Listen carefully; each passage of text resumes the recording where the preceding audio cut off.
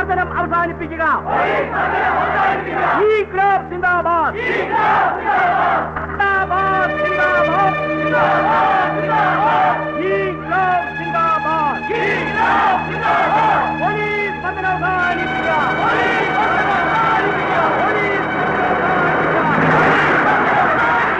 ഈ ക്ലബ് സിന്ദാബാദ്.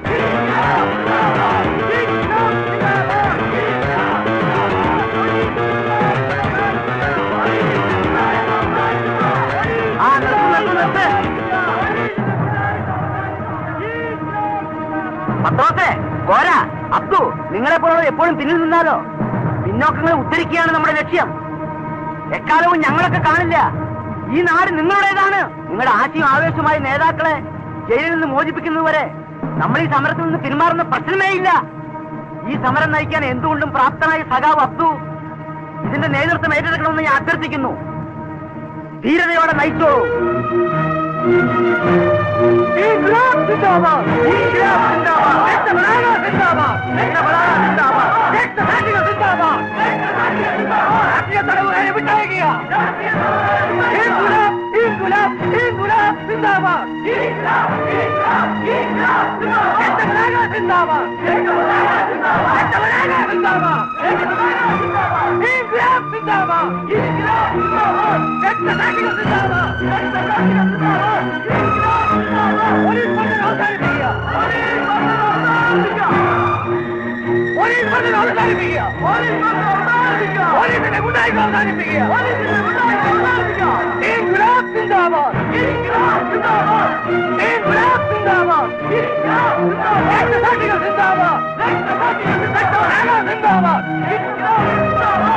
നാടിൻ രക്ഷയ്ക്കായി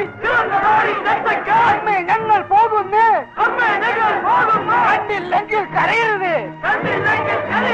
അരിയുടെ ഇരിയുടെ വെളിയുടെ മുന്നിൽ വളരുകയില്ല ഈ പ്രസ്ഥാനം.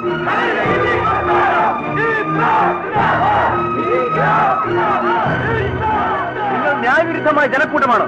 ഉടൻ പിരിഞ്ഞു പോകണം. അല്ലാത്ത പക്ഷം ലാത്തിച്ചാർജ് ചെയ്ത് നിങ്ങളെ പിരിച്ചുവിടുന്നതാണ്. ഉടൻ പിരിഞ്ഞു പോകണം. പറ്റൂല. രാഷ്ട്രീയ തടവുകാരെ വിട്ടയക്കാണ്ട് പിരിഞ്ഞു പോകാൻ പ്രശ്നമില്ല. രക്തപതാക സിന്ദാബാദ്, രക്തസാക്ഷികൾ സിന്ദാബാദ്.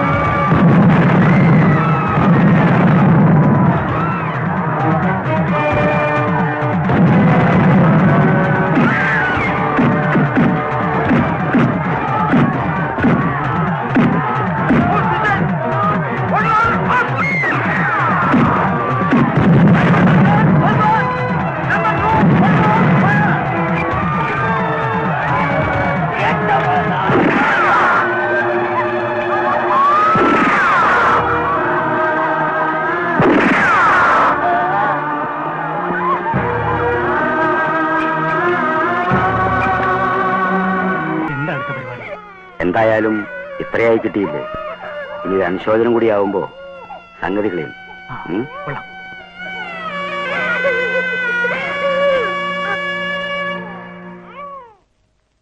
സഖാക്കളെ, സഖാവ് അബ്ദു ഇന്ന് നമ്മളോടൊപ്പമില്ല. പക്ഷേ നമ്മുടെ ആയിരം ഹൃദയങ്ങളിൽ ആ സഖാവ് ഇപ്പോഴും ജീവിച്ചിരിക്കുന്നു. അധ്വാനിക്കുന്ന തൊഴിലാളി വർഗത്തിന്റെ മോചനത്തിനു വേണ്ടി തന്റെ ജീവൻ ബലിയർപ്പിച്ച 100,000 സഖാക്കളിൽ അബ്ദുവിന്റെ നാമധേയം ചരിത്രരേഖകളിൽ എക്കാലവും ഉണ്ടായിരിക്കും. അബ്ദുവിന്റെ മരണം ഇന്നാട്ടിലെ ന്യൂനപക്ഷങ്ങളോട് ഈ സർക്കാർ ചെയ്ത കൊടും ക്രൂരതയാണ്. നമുക്കതിന് പ്രതികാരം ചെയ്യണം. നമ്മുടെ പ്രസ്ഥാനത്തിന്റെ വളർച്ചയിലൂടെ വർഗശത്രുവിനെ വാലും ചുരുട്ടി ഓടിക്കുവാനുള്ള കഴിവ് നാം നേടണം. അടിച്ചമർത്തപ്പെട്ട ആയിരങ്ങളുടെ ആത്മാവിൽ നിന്ന് ഉയരേണ്ട മുദ്രാവാക്യം നമുക്ക് ആവേശം പകരട്ടെ. ലാൽ സലാം, ഇൻക്ലാബ്.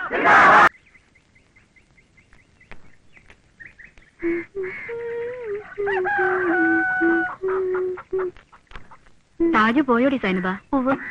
ഉമ്മാക്ക് കുഴമ്പ് പിടിക്കുന്ന കാര്യം പറഞ്ഞ ഇക്കത് മറന്നിട്ടില്ല. ആ, എല്ലാം അവൻ ഒറ്റ നോക്കണം. ബ്രാൻഡി കമ്പനിയിലെ പണി സ്ഥിരപ്പെട്ടിരുന്നെങ്കിൽ പിന്നെ നിന്റെ നിക്കാവ്. എനിക്കിപ്പോ നിക്കാവൊന്നും വേണ്ട, എനിക്കിനിയും പഠിക്കണം. ഓ, ഒരു വലിയ പഠിത്തക്കാരി. കോളേജ് ചേർന്നപ്പോ അനക്ക് രാഷ്ട്രീയ കളിയില്ലായിരുന്ന? അതെ, എനിക്കെന്റെ ബാപ്പന്റെ ചോരയായിട്ടാ.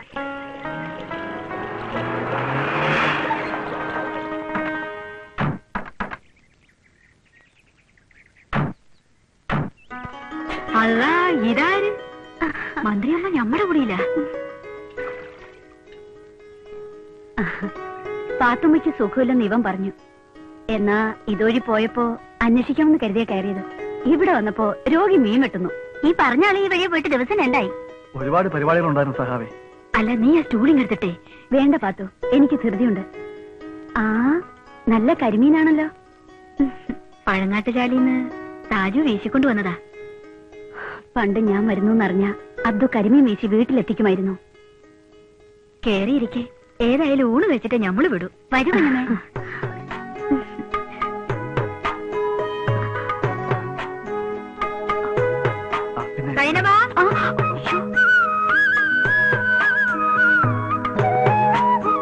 ഞാൻ പേടിച്ചു പോയി കേട്ടോ. കുഞ്ഞമ്മ എങ്ങാനും കണ്ടായിരുന്നെങ്കിൽ. ഇയാളുടെ ധൈര്യം ഞാൻ സമ്മതിച്ചിരിക്കുന്നു. എത്ര നാളിങ്ങനെ ഒളിച്ചു കഴിയും? ഉമ്മ എനിക്ക് ആലോചനയും കൊണ്ട് വരുന്നുണ്ട്. കുഞ്ഞമ്മയോട് പറയണ ഞാൻ കേട്ടു. അതൊന്നും നടക്കത്തില്ല എന്റെ മോളെ. നിന്നെ കിട്ടുമ്പോ ഞാനായി. എങ്കിൽ പിന്നെ എന്താ ഒരു താമസം? ആ, നിർത്ത്.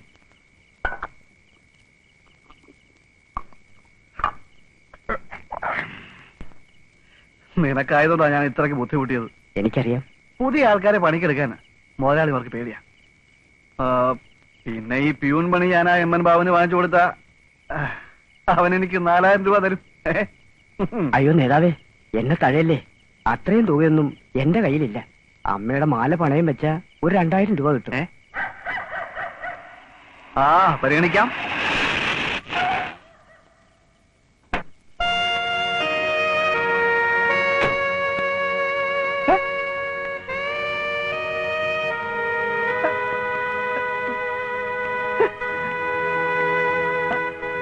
അയ്യോ മുതലാളി ഇങ്ങോട്ട്. ഞാൻ സാറിന് തിരക്കി വന്നതാ. അയ്യോ സാറോ? ഞാനോ? ഇതെന്താ പട്ടയാണ് അടിക്കുന്നേ? അയ്യേ മോശം. ഇതാ ഒന്നാന്തരം സ്കോച്ചാ. ആ, എന്നാ കേശം കൊണ്ട് വെക്കൂ. എല്ലാം പറഞ്ഞ പോലെ. ശരി. അതോടെ വെച്ചാലേ. മുതലാളി എന്നെ കാണാൻ നമുക്ക് അത്യാവശ്യമായിടം വരെ പോകണം. ആദ്യം ഇതൊരെണ്ണം വീശി.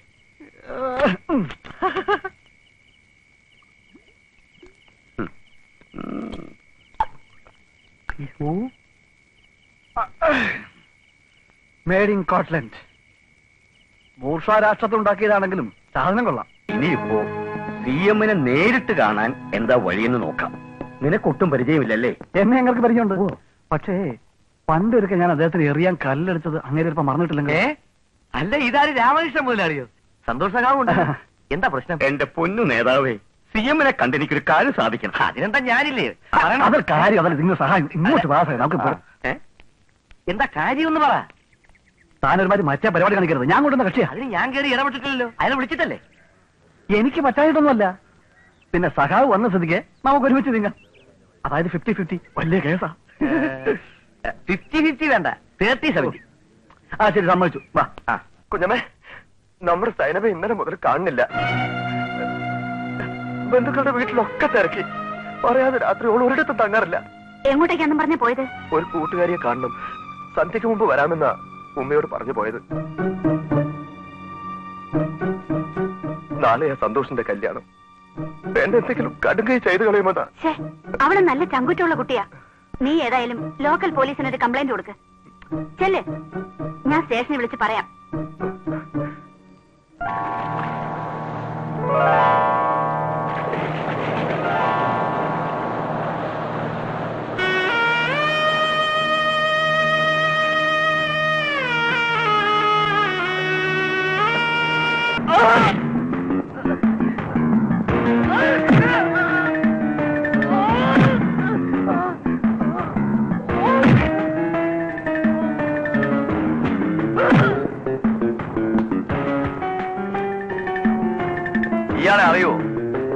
അറിയാം. എങ്ങനെ? പാപ്പുട്ടി എന്റെ ഒരു വിശ്വസ്തൻ. അല്പം കൂടി തെളിച്ചു പറയാം. സംഭവ ദിവസം രാത്രി നിങ്ങളുടെ ബോട്ടിൽ സൈനവയുടെ മൃതദേഹം പുറംകടലിൽ കൊണ്ടുപോയി കളയാൻ പറഞ്ഞുവിട്ട ബാപ്പുട്ടി അല്ലേ? സൈനബയുടെ ഗർഭത്തിന് ഉത്തരവാദി നിങ്ങളല്ലേ? അയ്യോ, ഞാനല്ല. പിന്നാരാ? സന്തോഷ്. ഏത് സന്തോഷ്? പാർട്ടിയുടെ യുവജന നേതാവ്. ഓഹോ, പറയണം. എന്റെ മന്ദബുദ്ധിയായ മകളെ സന്തോഷിന് കല്യാണം ഉറപ്പിച്ചിരിക്കുകയായിരുന്നു. ഈ സമയത്ത് സൈനബ ഗർഭിണിയാണെന്നും അവൾ കല്യാണം മുടക്കുമെന്നും പറഞ്ഞ് എന്നെ ഭീഷണിപ്പെടുത്തി.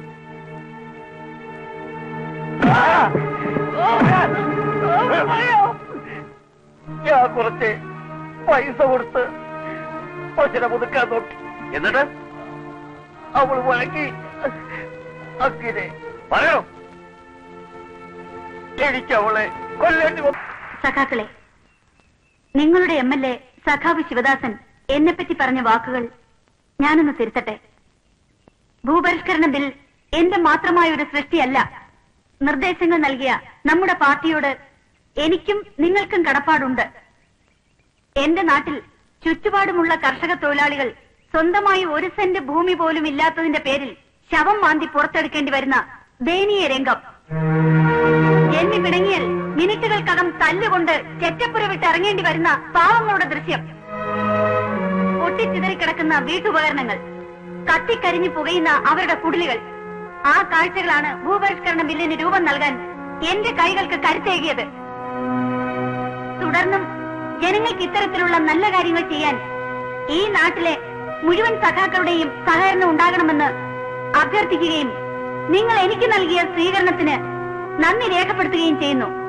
നിങ്ങൾക്ക് എന്റെ അഭിവാദ്യങ്ങൾ. കാലത്തിന്റെ മാറ്റം കണക്കിലെടുത്ത് വേണം നാം പാർട്ടി നയങ്ങൾ രൂപീകരിക്കുവാൻ. ഇന്ന് സമ്പത്തില്ലാതെ ഒരു പാർട്ടിക്കും നിലനിൽക്കാൻ കഴിയില്ല. നമുക്കും അത് ഉണ്ടാക്കണം. അതിന് നമ്മുടെ കോർപ്പറേഷനുകളും ബോർഡുകളും മാത്രമല്ല, നിങ്ങളുടെ ഓരോരുത്തരുടെ വകുപ്പുകളും ഇക്കാര്യത്തിൽ സഹായിക്കേണ്ടി വരും. അത് അഴിമതിക്ക് കാരണമാവില്ലേ സഖാവേ? You sit down. ഞാൻ പറഞ്ഞുതരാം. കത്തി കൊണ്ട് മുറിപ്പെടുത്തുന്നത് കുറ്റമാണെങ്കിലും ഒരു സർജന ചെയ്താൽ കുറ്റമാകുന്നില്ല. അതുപോലെ വ്യക്തിക്ക് വേണ്ടിയല്ലാതെ പാർട്ടിക്ക് വേണ്ടി ചെയ്യുന്നതിൽ തെറ്റൊന്നും പറയാനില്ല. പാർട്ടിയുടെ പേരിൽ വ്യക്തി മുതലെടുത്താലോ? അത്തരം വ്യക്തികൾ ബൂർഷ പാർട്ടികളിലാണ്. നമ്മുടെ പാർട്ടിയിൽ അത് ഉണ്ടാവില്ല. അവർ political party of the India of the. സഖാവ് പോറ്റി പറയുന്നതിനോട് എനിക്ക് യോജിപ്പില്ല. അച്ചടക്കം ലംഘിക്കുന്നു. എന്തൊക്കെ പറഞ്ഞാലും അതേത് പ്രത്യയശാസ്ത്രത്തിന്റെ പേരിലായാലും പോറ്റി സാർ ഇപ്പൊ പറഞ്ഞതിന്റെ അർത്ഥം അഴിമതി നടത്തണമെന്നാണ്. പാർട്ടി അച്ചടക്കത്തോടൊപ്പം ഞാൻ വില കൽപ്പിക്കുന്ന ഒന്നാണ് എന്റെ മനസാക്ഷി. അതൊരിക്കലും ഞാൻ പണയപ്പെടുത്തില്ല. ഇതിന് ഞാൻ കൂട്ടു നിൽക്കില്ല. അവർ അതിര് കിടക്കുന്നു. ഇനി എന്ത് ചെയ്യും സഖാവേ? പെരുമലയാർ ടണലിന്റെയും തോട്ടന്റെയും ബിയറിന്റെയൊക്കെ പേപ്പേഴ്സ് അവർ കളക്ട് ചെയ്തിട്ടെന്ന് ഞാൻ അറിഞ്ഞു. ഇതൊക്കെ പുറത്തായാൽ പ്രതിപക്ഷത്ത് നിന്ന് KD വായരനും MD രാമേന്ദ്രനും ഒക്കെ എന്നെ അസംബ്ലിയിട്ട് റോസ്റ്റ് ചെയ്യും. വിവരക്കേട് പറയാതുള്ളൂ. ആ പേപ്പറൊന്നും അവർക്ക് പുറത്തു വിടാൻ പറ്റില്ല. അവരറിയാതെ തന്നെ ഞാൻ അവരെ കൂടി അവർ ബന്ധപ്പെടുത്തിയിട്ടുണ്ടോ? Fine, very fine.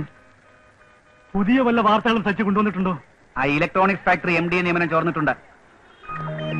നമ്മുടെ കൂട്ടത്തിൽ നിന്ന് മറ്റവന്മാരെ ഇരവണിയായത്. ഒന്ന് മനസ്സിലാക്കണം. വിദേശങ്ങളിൽ നമ്മുടെ പാർട്ടി ക്ഷയിച്ചു വരികയാണ്. പഴയ പോലെ ഇനി അവിടെ നിന്നൊന്നും ഇങ്ങോട്ട് കിട്ടില്ല. പാർട്ടി സഖാക്കളുടെ ലഘു പിരിച്ചും എന്റെ പുസ്തകം വിറ്റും നമുക്കിന്ന് പാർട്ടി വളർത്താൻ പറ്റില്ല. അതിന് കാശ് വേണം. അത് നേടാനുള്ള സ്ഥലത്തൊക്കെ നമ്മൾ സ്വന്തക്കാരെ വെച്ചില്ലെങ്കിൽ രഹസ്യങ്ങൾ പുറത്തായെന്ന് വരും. അതിനാണ് ഞാൻ രഘുവിനെ MD ആക്കാൻ തുനിഞ്ഞത്. കാര്യമൊക്കെ ശരിയാ, പക്ഷേ ഗൗതം യാതൊരു അഴിമതിയായിട്ടാണ് കാണുന്നത്. അവര് വലിയ അഹങ്കാരിയായിരിക്കുന്നു. എന്നെ CM ആക്കിയതിന്റെ വെറുപ്പാ. നാം അവരെ കൂടുതൽ പ്രൊജക്ട് ചെയ്ത് തെറ്റായിപ്പോയി. പാഴമരമാണെങ്കിലും വളത്തിനുള്ളിൽ പടർന്ന് പന്തലിച്ചു പോയി. ഓരോ ശാഖകളായി മുറിച്ചു മാറ്റിയാലേ ഇനി നശിപ്പിക്കാൻ പറ്റൂ. നമുക്ക് തന്ത്രങ്ങൾ മെനഞ്ഞെടുക്കാം.